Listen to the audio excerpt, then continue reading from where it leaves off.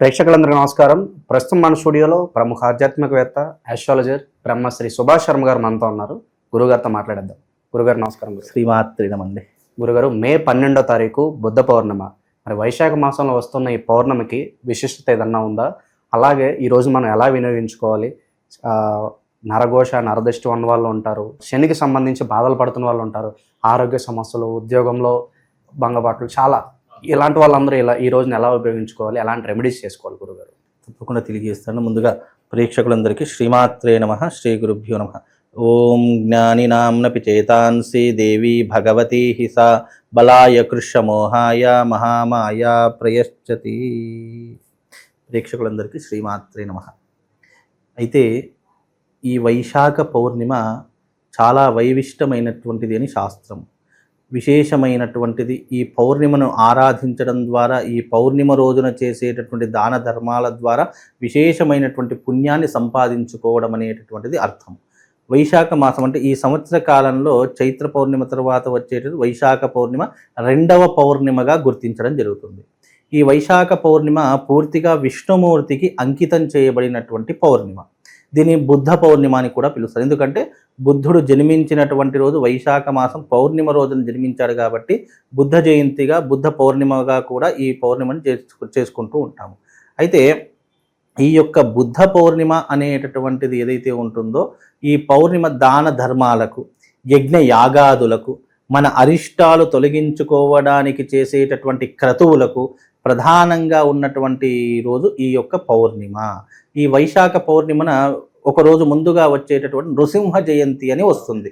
నారసింహ జయంతి అంటే స్వామివారికి పుట్టినటువంటి రోజుగా, అలాగే నారసింహస్వామిని పూజించేటటువంటి రోజుగా, ఆ రోజున విశేషంగా స్వామివారికి చందన మంగళ స్నానాలు చేయిస్తుంటారు, చందనోత్సవం చేసిస్తుంటారు. విశేషమైనటువంటి యజ్ఞయాగాదులు, క్రతువులు ఇవన్నీ కూడా ఆరాధించేటటువంటి రోజు పౌర్ణమికి ఒకరోజు ముందుగా వచ్చేటటువంటి రోజు.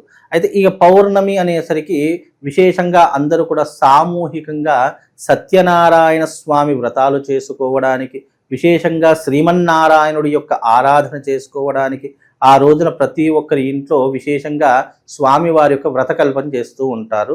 ఇది చాలామందికి తెలియదు. సత్యనారాయణ స్వామి వారి యొక్క జన్మ వృత్తాంతంలోనూ కథలో కూడా ఈ వైశాఖ పౌర్ణిమగా విష్ణుమూర్తికి అంకితం చేయబడింది కాబట్టి ఆయనను ఆరాధించినా, ఆయన వ్రతం చేసినా విశేషమైనటువంటి పుణ్య ఫలితాలు కలుగుతాయి, పాపాలన్నీ కూడా తొలగించబడతాయని పురాణాలలో చెప్పడం జరిగింది.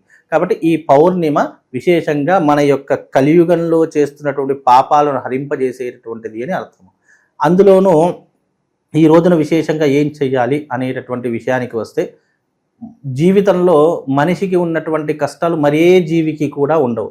మనిషికే అన్ని రకాలైనటువంటి కష్టాలు, వివాహంలో ఇబ్బందులు, ఉద్యోగంలో ఇబ్బందులు, ఆర్థిక పరంగా ఇబ్బందులు, వైవాహిక జీవితంలో ఇబ్బందులు, అలాగే కుటుంబ సమస్యలు, మనీ ప్రాబ్లమ్స్, అలాగే ఈ యొక్క కోర్టు విషయాల్లో ప్రాబ్లమ్స్, ఇలా ఒకటి కాదు రెండు కాదు మనిషికి లేనటువంటి ఇబ్బందులు అనేటటువంటివి ఉండవు. అంటే నరఘోష, నరపీడ, మీరు అన్నట్టుగా ఎన్నో రకాలైనటువంటి ఇబ్బందులు, విద్య, ఉద్యోగం, వృత్తి, వ్యాపారం, ఇలా అన్నింటిలో ఇబ్బంది.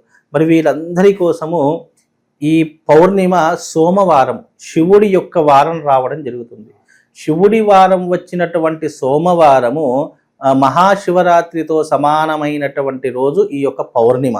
కాబట్టి ఈ పౌర్ణిమ రోజున విశేషంగా ఆ రోజున ఎవరికైతే అరిష్టములు ఉన్నాయో, అంటే కుటుంబంలో ఇబ్బందులు ఉన్నాయి, కుటుంబంలో ఎప్పుడు చికాకులు ఇబ్బందులు ఉన్నాయి, ఆర్థిక వ్యవహారం బాగలేదు, వృత్తి వ్యాపారాదులలో బాగలేదు, నన్ను చూస్తే ఓర్వలేనటువంటి వాళ్ళు చాలామంది ఉన్నారు అనుకునే ప్రతి ఒక్కరికి కూడా అరిష్ట నివారణ తంత్రయాగం సామూహికంగా నిర్వహిస్తున్నాము. రెండవది ఏమిటి అని అంటే కనుక, శని పీడలతో బాధపడుతుంది. ఎందుకంటే కలియుగంలో దేని నుంచైనా మనం అధిగమించవచ్చు, కానీ శని యొక్క కర్మ నుంచి మనం అధిగమించలేము. కాబట్టి అది అధిగమించడానికి, శని యొక్క పూర్తి అనుగ్రహాన్ని పొందడానికి, ఆయన వ్యతిరేకతను తట్టుకునేటటువంటి శక్తి సామర్థ్యాలు కలగడానికి తిలహోమ తంత్రము, అంటే శనికి సంబంధించినటువంటిది. శాస్త్రం నందు తిలహోమ తంత్రం ఎవరైతే ఆచరిస్తారో వాళ్ళను శని పట్టించి పీడించుకునేటటువంటి బదులుగా శని వాళ్ళని వదిలిపెడతాడు అనేటటువంటి విషయంలో శాస్త్రంలో చెప్పినటువంటి అంశాలు చాలా ఉన్నాయి. అంటే శని నుంచి వచ్చేటటువంటి వ్యతిరేకతను తగ్గించుకునేటటువంటి అవకాశం ఉంటుంది. కాబట్టి ఆ రోజున తిలహోమ తంత్ర సాధనలో పాల్గొనడం ద్వారా వీళ్ళకు కొన్ని కష్టాల నుంచి బయటపడేటటువంటి అవకాశాలు ఎక్కువగా ఉంటాయి. కాబట్టి పౌర్ణిమ రోజున ఎవరికి ఈ యొక్క యాగం చేయించుకోవాలంటే ముఖ్యంగా ఏ రాసుల వారు చేసుకోవాలి అని అంటే గనక కుంభరాశి వారు, మీనరాశి వారు, మేషరాశి వారు, కర్కాటక రాశి, అలాగే సింహరాశి వారు, ధనుస్సు రాశి వారు, ఈ రాసుల వారు తప్పకుండా తిలహోమ తంత్రం చేయించుకోవాలి. ఇంకోసారి చెప్తాను, కుంభరాశి వారు, ఎందుకంటే వాళ్ళకి ఇంకా 2.5 సంవత్సరాల పాటు శని ప్రభావం ఉంది. మీనరాశి వారికి ఏలినాటి శని ప్రభావం వాళ్ళ యొక్క జాతకంలో ఏర్పడబోతుంది. అంటే ఇంకా దాదాపుగా 5 సంవత్సరాల పాటు, ఎందుకంటే వాళ్ళకి శని ప్రభావం ప్రారంభమైంది, ఇంకా 5 సంవత్సరాల పాటు ఉంటుంది. కాబట్టి ఈ యొక్క మీనరాశి వారు చేయించుకోవాలి. మేషరాశి వారికి 7.5 శని, అంటే 7.5 సంవత్సరాల పాటు ఏలినాటి శని ప్రభావం ఉంది కాబట్టి వీరు చేయించుకోవాలి. ఇక కర్కాటక రాశి వారికి సప్తమ శని, అంటే వైవాహిక జీవితంలో ఇబ్బందులు రావడానికి సప్తమ శని కారణమవుతాడు కాబట్టి ఈ యొక్క కర్కాటక రాశి వారు. అష్టమ శని, సింహరాశి వారు అష్టమ శని ప్రభావం ఉంది కాబట్టి వీళ్ళు చేయించుకోవాలి. అర్ధాష్టమ శని, ధనుస్సు రాశి వారు, ఈ 6 రాశుల వారు ఈ యొక్క తిలహోమ తంత్రంలో తప్పకుండా పాల్గొనాలి. వాళ్ళందరూ కూడా పాల్గొంటే శని నుంచి వచ్చేటటువంటి బాధలు, పీడలు ఏవైతే ఉంటాయో అవి కొంతవరకు దాన్ని తట్టుకునే శక్తి, అధిగమించేటటువంటి శక్తి, లేదా వాటిని దాటుకునే శక్తి ఆ శని భగవానుడి ద్వారా వాళ్ళకు కలుగుతాయి.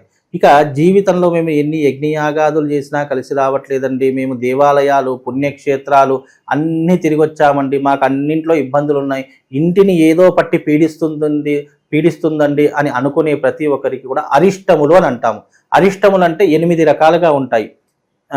విద్యాభంగం కలగడము, ఆరోగ్య భంగము కలగడము, ధన నష్టము జరగడము, వృత్తి వ్యాపారాదులలో ఇబ్బందులు జరగడము, మనకి ఎన్ని ఆస్తిపాస్తులున్నా మనశ్శాంతి లేకపోవడము, అలాగే మన జీవితంలో ఎన్ని ప్రయత్నాలు చేసినా, ఎన్ని రకాలుగా డబ్బులు ఇన్వెస్ట్మెంట్ పెట్టినా కలిసి రాకపోవడం అనేటటువంటిది, అలాగే మన జీవితంలో శత్రువులు విపరీతంగా పెరుగుతున్నారు అనేటటువంటిది, ఇంట్లోకి అడుగు పెడితే చాలు ఇక మనశ్శాంతి అనేటటువంటిది లేకపోవడం, ఇవన్నీ కూడా మనిషిని పట్టించుకునే అష్టదారిద్ర్యాలు ఉంటాయి.